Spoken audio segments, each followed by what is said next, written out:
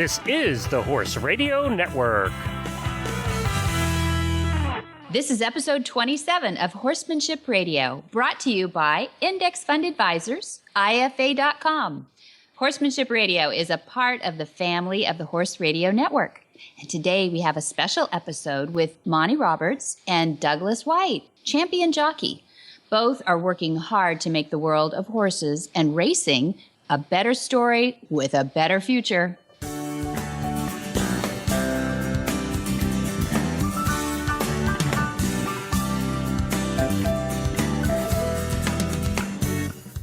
This is Debbie Laux, and you're listening to the Horsemanship Radio.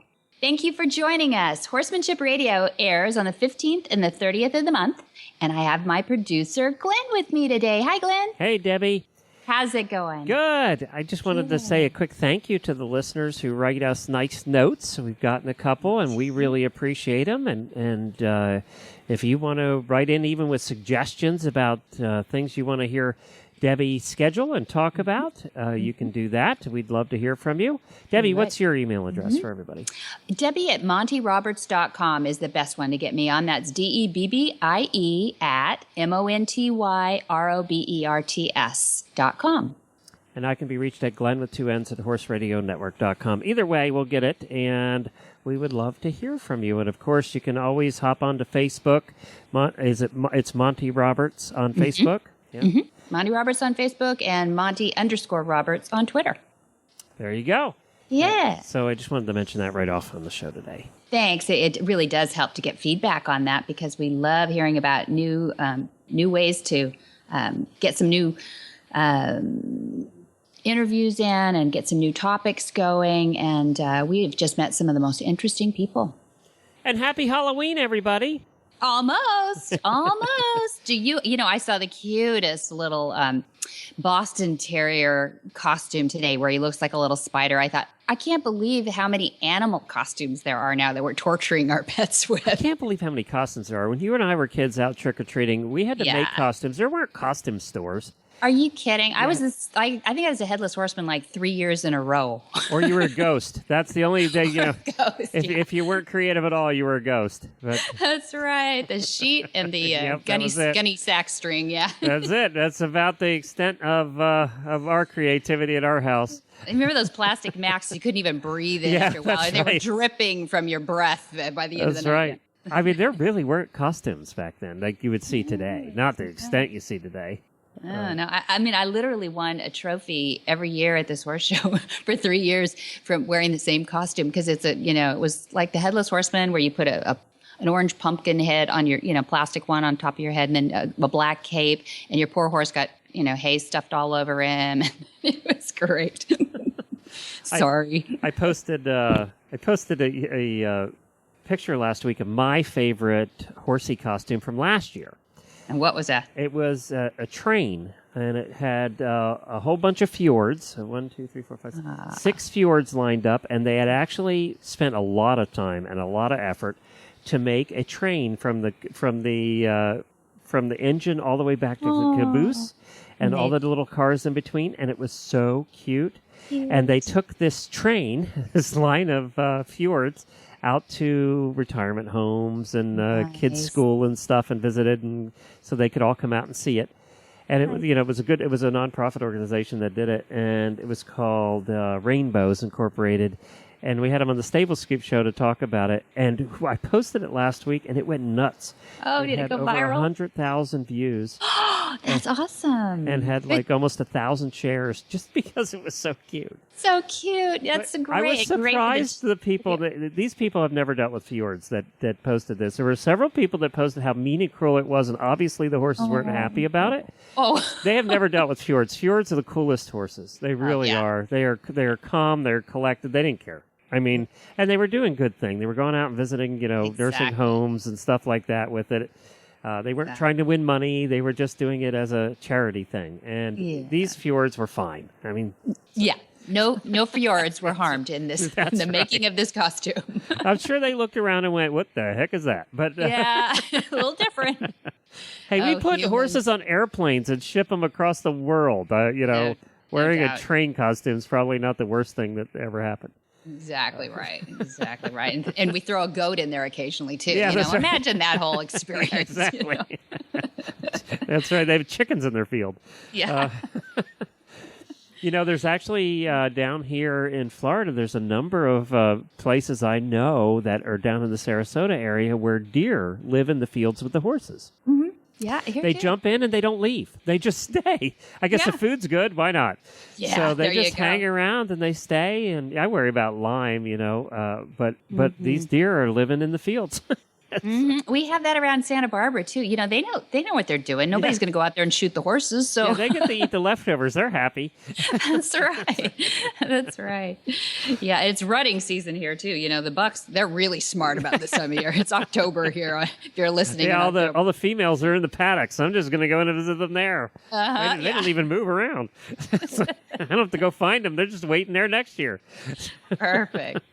I do believe we think we're at the top of the food chain, but I'm not so sure. Well, of course, your dad has had much experience with the deer there at the farm. Yeah. So, Yep.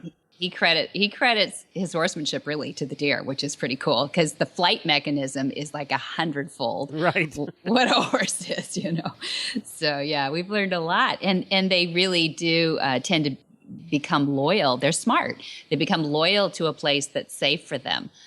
So even if they don't quite understand it, it happens generationally.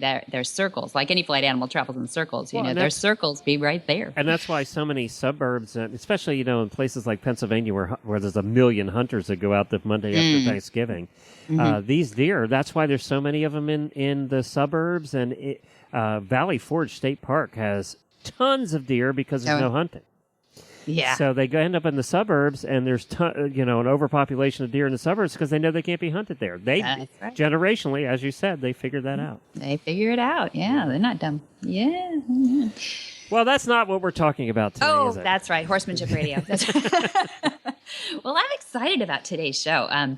What we did was a few years ago, we had a couple of guys show up for a clinic that Dad puts on. We call it Monty Special Training because we didn't know what else to call it because we would throw these horses at him and he wouldn't know what's coming, and he'd get to work with them for 5 days in a row. We've talked about Monty Special Training on here before. Well, these two champion jockeys just signed up and slipped in the back door and didn't really even introduce themselves, and they just took it all in. And their names were Felix Coetzee and Douglas White. And they were really there looking to affirm their belief in the concepts that they had seen Monty advocating for years to improve the treatment of thoroughbreds worldwide. And they felt the same way, but they needed that affirmation apparently. They wanted to come and see it for themselves. So they left that 5 days just it was a life-changing experience for them, in their words. So what was cool was Douglas came back this last summer. So that was, I think, 2008. And Douglas White came back, champion jockey. You'll hear a little bit more about him, to bring his daughter and his family to experience that all over again, but to share it with them too. Isn't that cool? That's really cool. Yeah. And they're a very cool family. You'll really like, I know you've listened to a little audio, Glenn, but you'll really like Douglas and what he says. And when he came back and brought his daughter, who's just this tiny little 14-year-old, as you can imagine, he's a jockey, so she doesn't have a lot of height in the family, but he brought her back to see if she could do a join-up. So, of course, Monty Dad had to decide whether he was going to put her in the round pen or not, because it's an auditor's course. It's not a hands-on course, but you'll have to hear about that experience too. And I think we should have Shakira, his daughter, back to share the experience with us sometime too. But what I'd like to do is share this audio of an interview that Monty and Douglas did just recently, then right after that week. How does that sound, Glenn? Sounds good to me, and I did listen to this, and I think Monty's gunning for your job. Yeah? Oh, Yeah. He can't have it back. No. He is a good interviewer. Thank you very much for that. But I'd like you all to listen in after this from IFA.com. Hi, I'm Mark Hebner, president of Index Fund Advisors and proud owner of Monty Roberts' Willing Partners graduate, He's a Sugar Bear. You know, investment portfolios are a lot like horses. You need to find one that best suits you, your temperament, and your stage of life. Some people might like an energetic horse and an aggressive investment portfolio, while others are more comfortable with a gentle ride and a more conservative investment portfolio. The trick is to find the one that's right for you. That's what Index Fund Advisors is all about, matching people with portfolios, risk-appropriate, low-cost, and globally diversified investment portfolios. You can find the right portfolio for you by taking the Risk Capacity Survey at IFA.com. That's IFA as an Index Fund Advisors.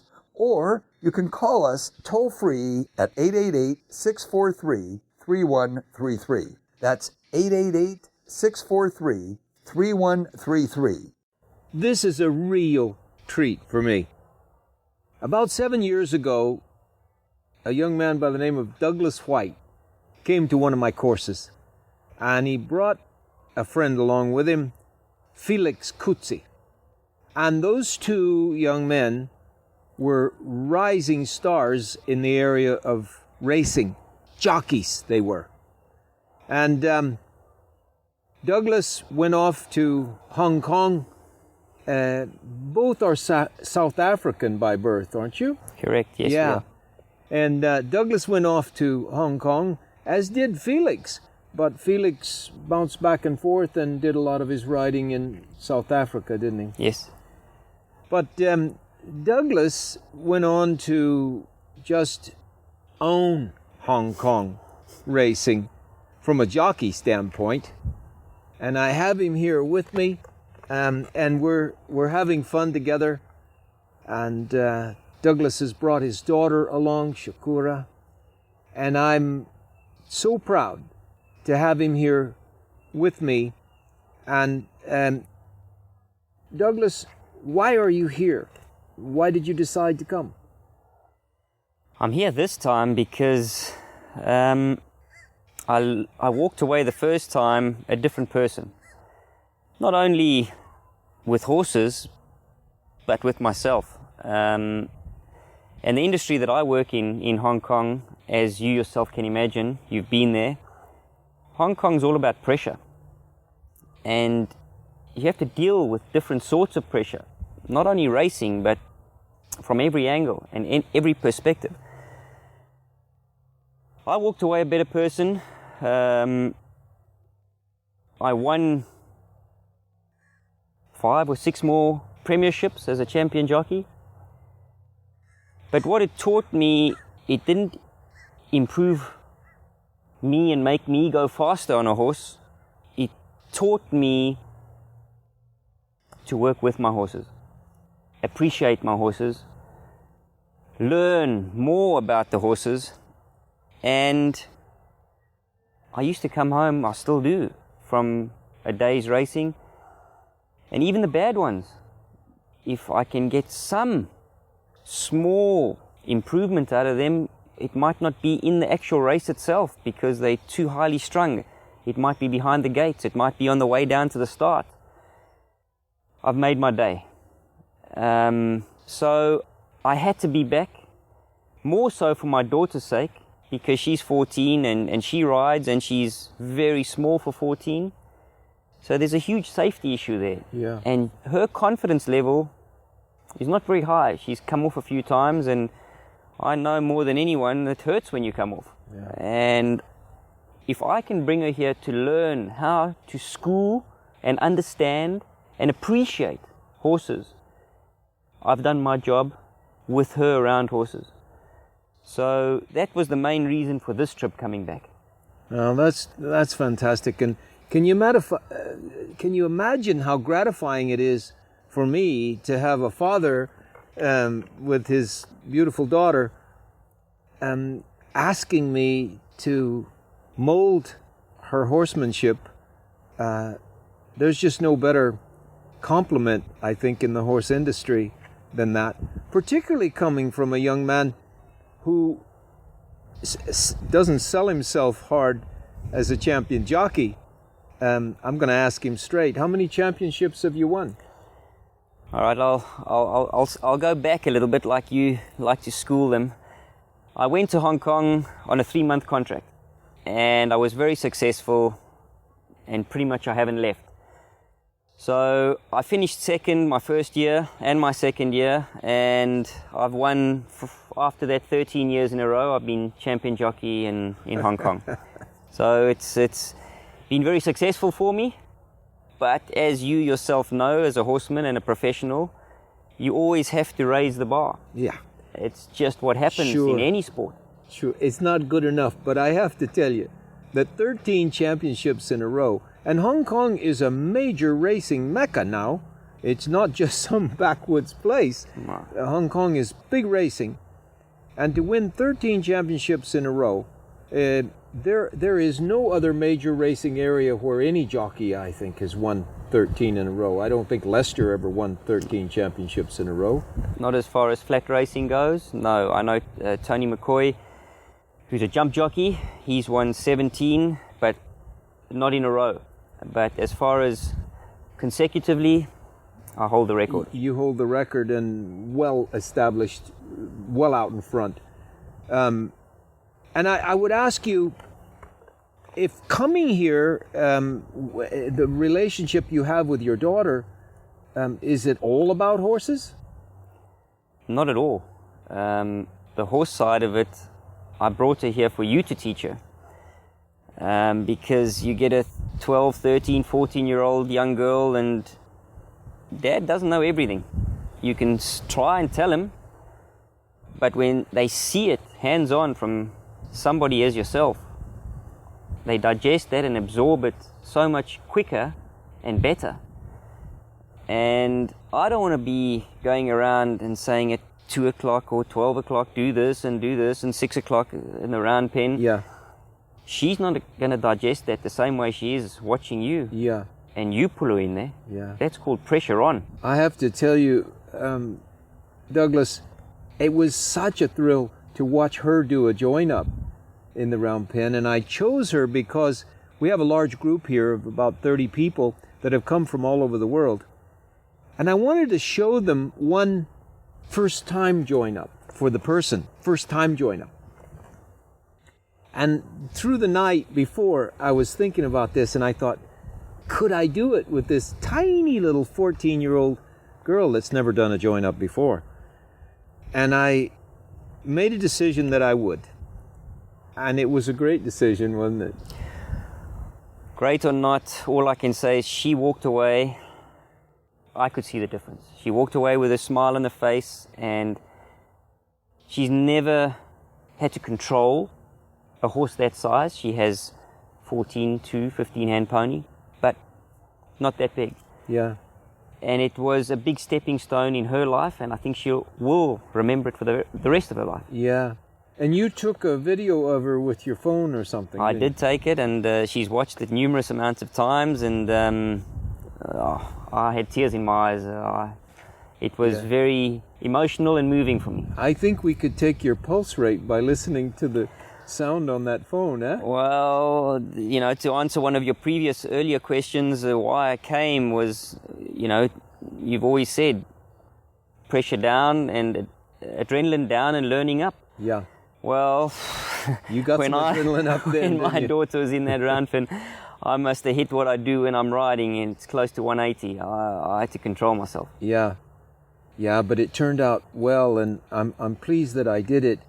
And I'd love to have her come back and be a part of a course that we're on. But I'm so interested in your life, and you're so accomplished in racing.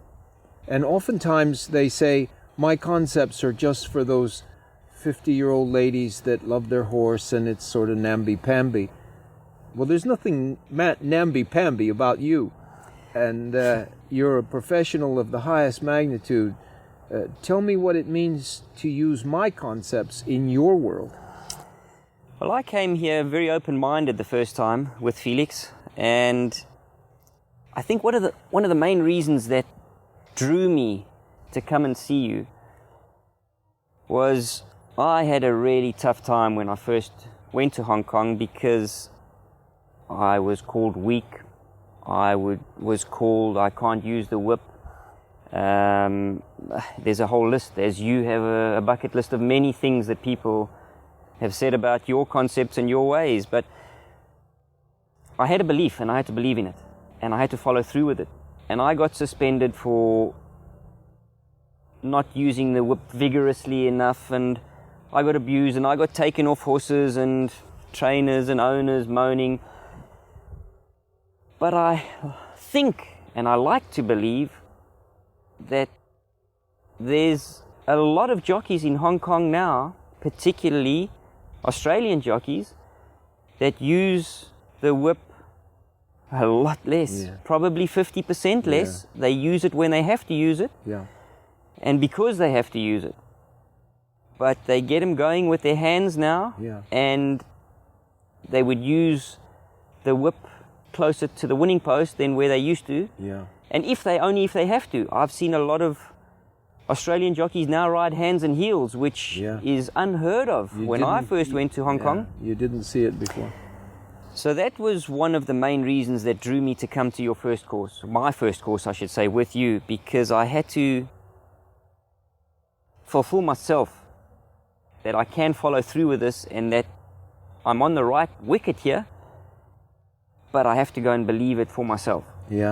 And I left here learning more than just about the whip. I left here learning to love a horse more. And I've been on a horse since the age of 2 and I've always loved them, but I haven't loved them from here, which is your biggest learning curve to me. You got to love them from here, and you got to breathe from here, and you got to think from here. Do you think of yourself as a horse trainer at all, even as a jockey? Are you training at all? Everybody asks me that, and they ask me in Hong Kong. I know I've got 5 to 6 more very competitive years in me, because I don't want to be riding around running 10th, 11th. If I'm not in the top 2 or 3, I'm out of there. I would love to be a horse trainer, but my dream and my inner gut tells me I'm going to be on a ranch, a farm, with my horses, riding every day, schooling them, teaching them, probably taking a lot more rehab horses than I ought to, and trying to help them out. That would be my ultimate goal, I think. I would love to train horses, but if I don't train in Hong Kong, where I can focus on my training as far as horse training goes, and I don't have to worry about the monetary side of things and chasing owners for bills and worrying about my staff, because the Jockey Club, Hong Kong Jockey Club, really takes care of all of that. So you can focus on your job.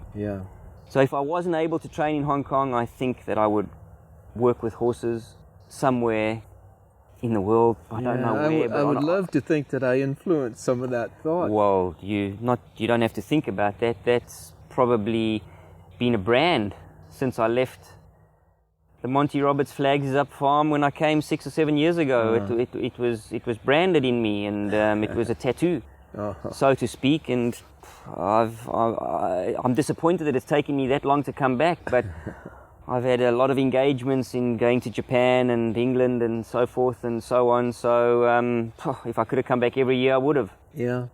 And I assume that your relationship with your daughter sort of has you hoping that she stays with horses and build on that relationship and stay with this business of loving horses all the way through her future. It would be a dream of mine. I believe that horses keep you out of trouble. She's not a troublemaker, but it's very easy to get caught up in the wrong circle of friends, and these days you just don't know what happens, you know. And as long as you've got a horse as your best friend, I can put at least 5 to 6 more good years in her, where her mind and her body will broaden, and she'll have a best friend that she can rely on. Well, I believe she has a heck of a start on it. She's interested, she's talented, she's quick to learn. You don't need any more. I think that's going to happen easily enough. Hi, I'm Monty Roberts, and I'm dedicated to training horses without pain. You can learn to do it too on my Equus Online University. Western, English, the beginner, or the advanced rider. It doesn't matter. You can connect with other students online too, on our forum, and there's a new lesson every week. It's a lifetime of learning for you on my Equus Online University at montyroberts.com. Well, that was the first part of the interview. We're going to get to the second part of the interview in just a minute, but Debbie and I wanted to talk a little bit about it. I thought it was very interesting what he said, what Douglas said about going back to Hong Kong and going back into racing and really, getting a lot of crap. And anybody that knows the truth about what it's like behind the scenes in racing knows that it's a tough world. It is. They're hard on each other. The barns are an interesting place at a racetrack. High stress, high pressure. There's just a lot of tension going on. There's a lot of high stakes. There's a lot of money. A lot of type A personalities. Very much so. And, owners pay a lot of money to put their horses from get to go. And, they expect results. They don't often know what's going on behind the scenes. Maybe they don't want to know, that we'll leave that all to the politics of racing. But the thing that translates to the jockeys is get it done. And so with you heard Doug say that when he went to Hong Kong, it was a high pressure cooker environment. And when you know that when you're tense around horses or you're demanding a lot of that horse, you don't always get breakthrough performance from that horse. That can often pull away from a horse's performance because they're looking to you for that bond, that trust. That's what that leadership in horsemanship is all about. And so if you put a lot of pressure in your horse or a lot of even adrenaline in your body, it doesn't always make for the best performance. So here's poor Douglas. You're hearing it in his voice.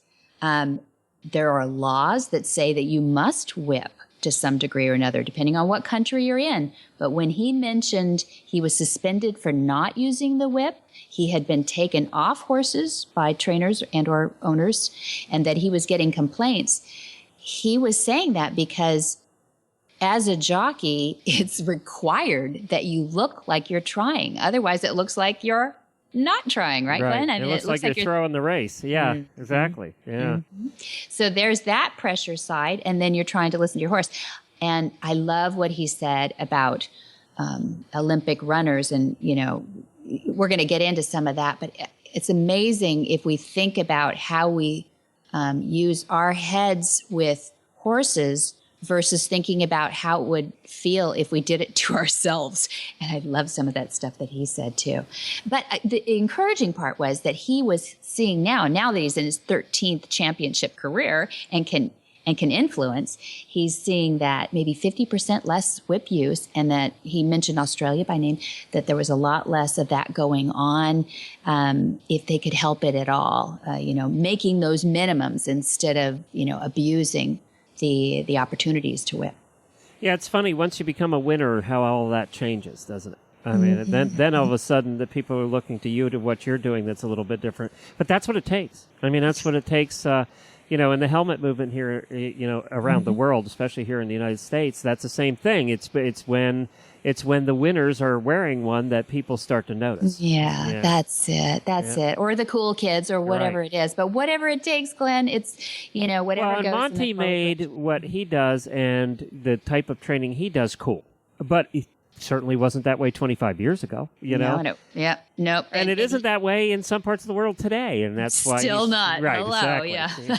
That's but he's making inroads there. I mean, he is. And you know what's cool about that, and I think I hear that in Douglas's voice in this interview too, is that it makes working with horses more fun. Mm-hmm. He said at the toward the end of that the segment we've listened to, is that his inner gut tells him that he is going to take in more rehabs and he has more compassion for the horses, which maybe that's not how a lot of people start off in the performance and competition world. But if you really love your horses and you find that breakthrough performance because of that trust and that bond, they end up in a career that they love because they love their horses and the horses love them.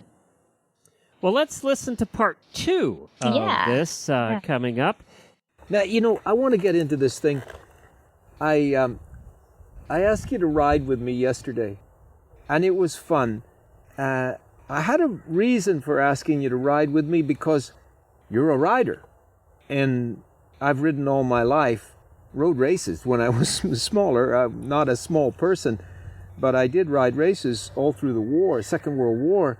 When I was very young, I rode probably at 50 pounds, Wow. 25 kilos or something like that, at 9 and 10 and 11 years of age, because the jockeys were all off fighting to save our country, And so I wanted you to ride, and I wanted to put you on a really good Western horse that was responsive and a class act, a world-class kind of Western horse, which I have and I ride. Tell us about that experience. Well, I'll tell you to start off with, my palms started to sweat prior to you putting me on. Just when you said, well, I'm going to give you a go soon, I started to sweat because I'd watched you on him, and it's poetry in motion. It's as simple as that. It doesn't get any better. It's been a dream of mine, and I will fulfill that dream, to work and live on a farm ranch and do some cutting and some playing around, and I will perfect that side of, I wouldn't call it a profession, but that side of my riding or horsemanship. But yesterday, when I got on, and I'm used to my irons coming up real short and getting up behind a horse, and I'm in control of that horse, and I have to direct him and steer him and make decisions for him. Yeah. Well, yesterday was just a 360 turnaround. I had to have him here, which you've taught him, and it was all about my legs and too much pressure, and he would overdo something through my fault.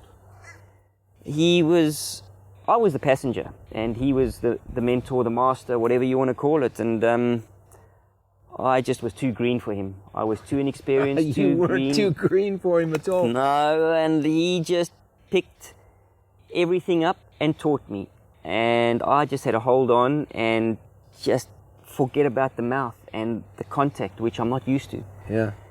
And I got off, well, when I did get off, after he had spun around and whoa, and he stopped, and I'm just not used to that. You tell a racehorse to whoa, there's no whoaing. It's all about pulling, and he just stopped. And my body was still going around. It was like a child when you put your hands out and spin, you walk away and you just keep spinning. Yeah.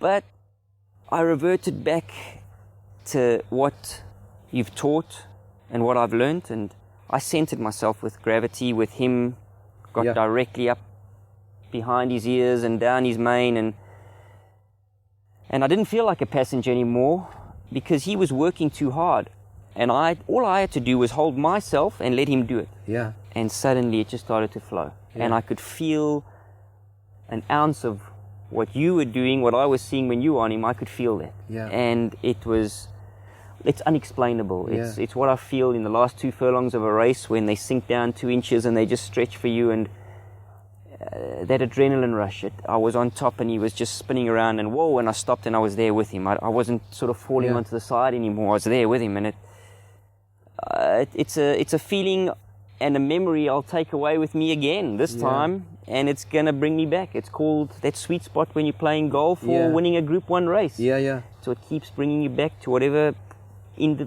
professional game that you're in.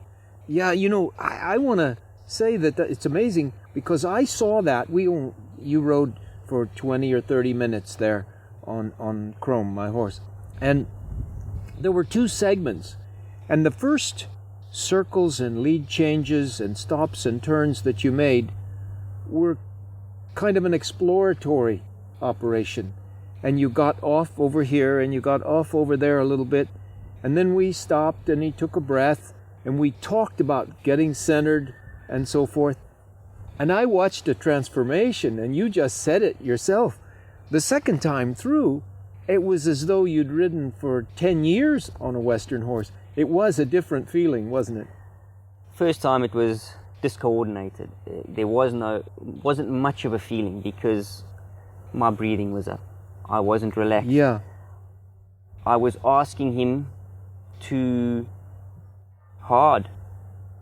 He's not used to that. He's sensitive. Well, you wanted him to do it. And I'm used to steering. Yeah. There's no steering. Your legs are your steering wheel. Yeah. Well, you tell a racehorse, go this way with this leg, he's going to laugh at you. Yeah. It just doesn't happen. Yeah. But once I got it, and once you feel that, what a horse can do for you, and the appreciation I walked away with that night, I got in the car when my wife arrived, and I was like, wow. It's like winning a Group 1. It's like winning the Derby. Yeah. You know, I've won 3 Derbies in Hong Kong, and it's that same feeling. Isn't it amazing that I'm sitting here with a multiple champion over and over again, who had fun on my horse, in a Western saddle, but I thought he would, and I got it right. And I think you said to me that the exhilaration was similar to winning a big race or whatever, and we were just riding for ourselves out there. But I would compare it to identical, not similar. And this was just pure fun in one of your paddocks with my daughter watching me. There was no pressure. There was no 78, 90,000 people watching like in Hong Kong. There was no monetary side of things, betting. It was me and the horse, and you telling me do this and do that, and me having to follow through and listen to you, because if I wasn't going to listen to you, I wasn't going to get it right. Yeah. Because he's too advanced for me. Yeah. But it kind of synchronized in the end, and it was like when things go right in a race and you win a big race. It synchronizes, and it was an amazing feeling. Yeah. And you never felt any urge to whip him? Hell no. He would have run away with me. I would have had no control then. No, geez, if I'd whipped him, I reckon he would have got me off his back. That is for sure. You know, here in the United States, Douglas, we had a rider for so many years, William Shoemaker. And he was a soft rider, you know. He would put a stick on a horse when a horse needed to get his attention. But he wasn't a guy to beat him up. And I think since my first book came out, I think you've seen a direct drop-off of the use of the whip, as I profess that horses run often slower when they're whipped than that number of times they run faster when they're whipped, because it takes the attention away from them often. We maybe do too much of it. I'll never forget some of the wisest words you ever mentioned to me when I came here 6 or 7 years ago. If you put an athlete, a runner, and you make him run from point A to point B, and there's a reward at point B, but in between A and B, you pull out a whip and you hit him, how is he physically going to go faster? Yeah. He's trained his heart out. He's got a goal to get to point B to beat everybody else. Yeah. How is he going to go faster? All you're going to do is he's going to go, what did he do that for? And suddenly his competitors are passing him. And I can only relate that to racing. Because if I turn for home and I've kept my horse totally balanced and breathing and trouble free, when I go, he's going to go. I have to be careful he doesn't go too fast. That's my job, to make him not go too fast too soon.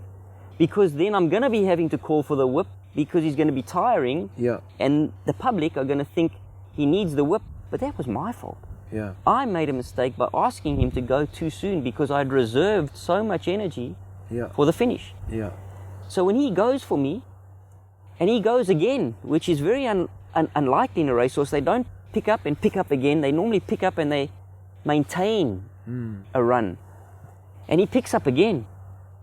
How in my heart or my job can I then go and beat him when he's given me 2 unbelievable pickups and efforts? Yeah. He can't go faster.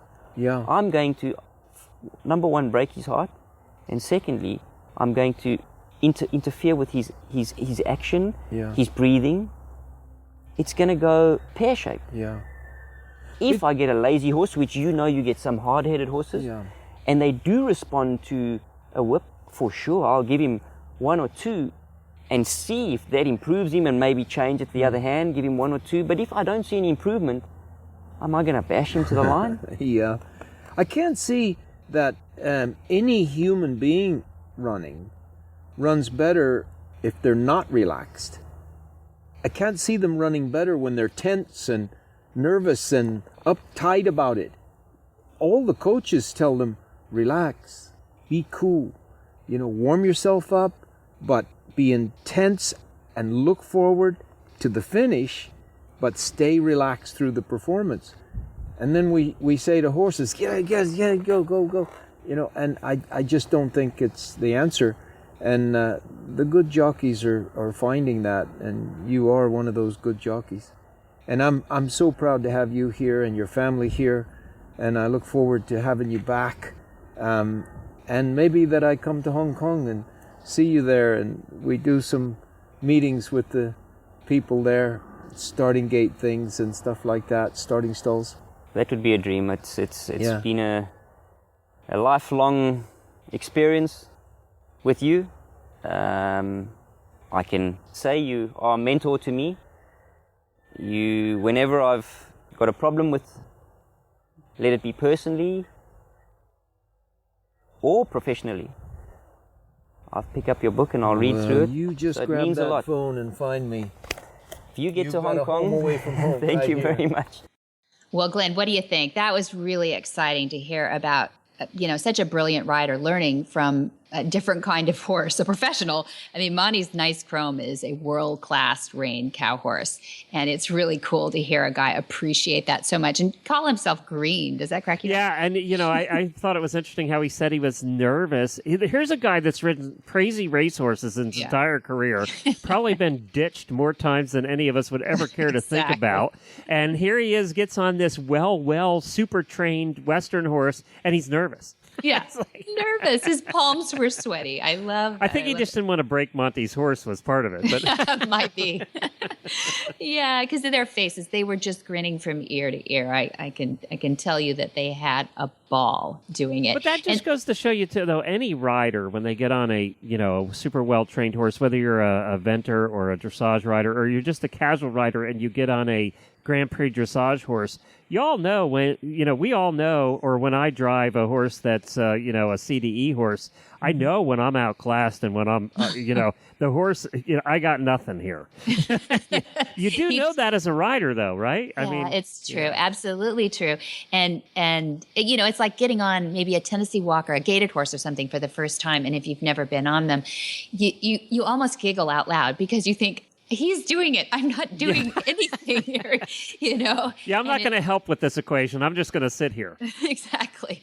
Just try not to do anything wrong and not get dumped. And if he had, like he said, Dad said something about, you didn't feel the urge to whip him at all, did you? And they both laugh. Like, why would you need to impulse a horse that is completely at ease and excited about the job that he's doing out there? There isn't any, hardly any partnership in this arrangement, but there isn't certainly any need to overpower or to beat up each other over getting that out. Do you love the part where he said it was like winning a derby, which is a derby in English, but it's derby, yes. Derby. I mean, comparing that where he said the horses kind of stretch out for you and really flatten out that. I just felt like I was at the end of a race winning the whole thing. It was really cool. Yeah, he's a good guy, and I think that when we set out to do Horsemanship Radio, this is one of the things we set out to do, was to share with our listeners the voice and the emotion and the sound of those people really performing at a high level, but able to be completely kind, gentle, and wonderful with their horses, so that people have a roadmap to go in a direction that I think is really positive for the horse industry. It's interesting what he said about basically getting out of the way of the horse. He said, I basically learned that I need to stop directing here. Yeah. We heard that. A couple things came to mind. We talked to the people who run the concession of the donkeys or mules that go down to the bottom of the Grand Canyon. Oh, yeah. On that little tiny narrow trail. And we said, do you have to be a rider? He said, we prefer non-riders because non-riders just sit there and let the donkey do the work. The riders want to be fixing things, and they're the ones that get into trouble because the donkey's going to take you down without hurt. He's into self-preservation. Yeah. It's the riders who want to, constantly be fixing things. And we talked to a girl recently on the Stable Scoop show who went to Iceland and rode the Icelandic ponies 8 hours a day all over the country for 2 weeks. And she said, I'm a Grand Prix rider. I've done, jumps that are 6 feet. And I learned very quickly coming down the sides of those mountains on lava flows that I needed to just let the horse do its job. And I needed to sit there and just concentrate on, not getting in his way. That's right. And that's basically what Douglas said. That's right. And keeping if you could just help the horse by keeping your center of gravity in the middle of his back. Exactly. Exactly. If you could just sit there and not get in the way, that'd be appreciated. That's right. That's right. And let his head go. Try not to fall off. All right. Yeah, that's right. That's right. I just saw the studies where people say, bits are bad because there's so many pounds per square inch, torqued on the mouth and everything. I'm thinking, who's doing that? Really, the best horsemen, I think, just let them have their heads.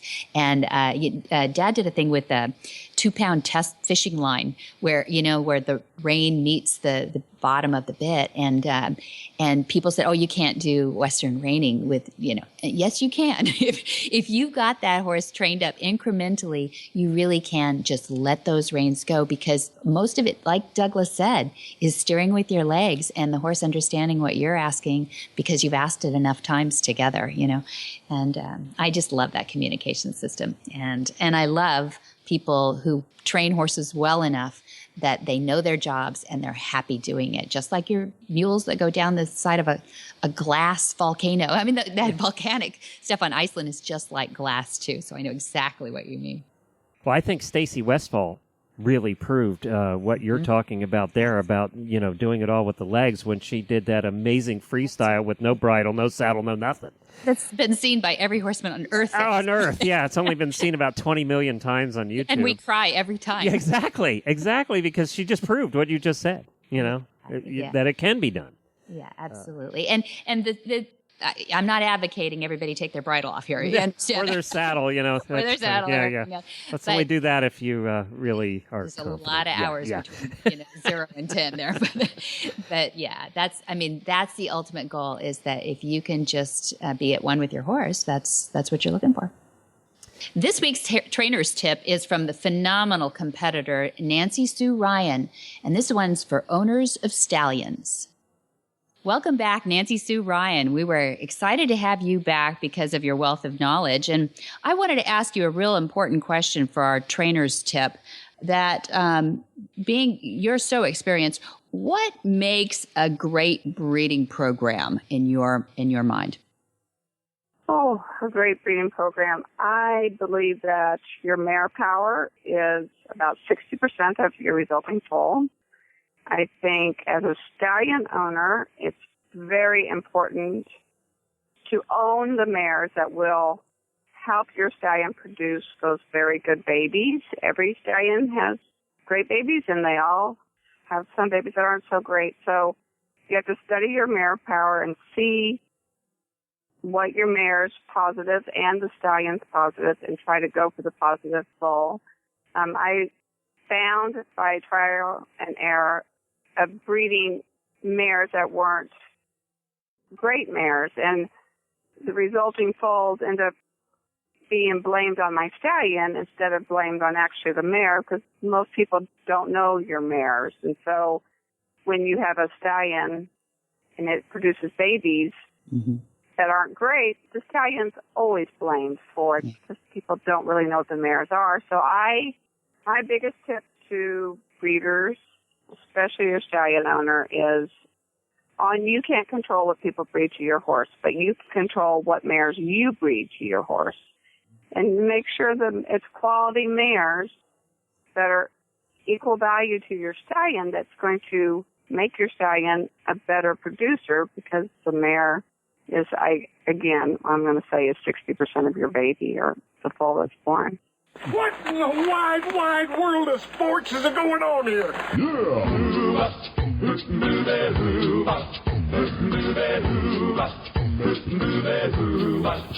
Where in the world is Monty Roberts? Monty is looking forward to meeting some new friends, two-legged and four-legged, in October through November 1. Monty's on tour from the south of England all the way up to Gleneagles, Scotland, and then he goes to Germany on tour. He has dates on November 8th and 15th. And December 1 through 5, he's holding again another Monty special training. It's a bit like we talked about in this episode, but this one happens to be both in English and Portuguese because we have a lot of Brazilian friends coming in for these, and we've got more demand for them too. So that'll be a lot of fun, December 1 through 5. And then December 12 through 14, we've got a Horses and Healing for stress injuries in our service personnel and first responders. And next episode, stay tuned because we've got a really special announcement about some dates in December. And it has something to do with Horses and Healing, and it has something to do with a special appearance coming to visit with us. And on March 14th, people say Monty's never in U.S. anymore, but he is. He's in Arizona, and we're going to have a lot of fun on March 14th, 2015. And you can see more of Monty's schedule at montyroberts.com. And you can also give us a call at 805-688-6288 to find out more. 805-688-6288. Well, tomorrow is Halloween. Is there any trick-or-treating that happens out at the farm? Well, there's a lot of tricks, but no, actually a lot of it. We're so, I know we're only a mile from everything, but my parents used to just say, get in the car, get your, costume on, and we're going to a neighborhood. Yeah, exactly. We're about a mile from everywhere, but we do get some kids. There is some housing on the farm, and we do have, families that have lived there for generations, literally now. And so, yeah, we do a little bit. How about you guys out in Florida? They trick-or-treat much out there? No, not in our neighborhood. We live in one of those equestrian neighborhoods where the farms are all perimeter fenced. Yeah. So every farm has a gate, with codes. So no.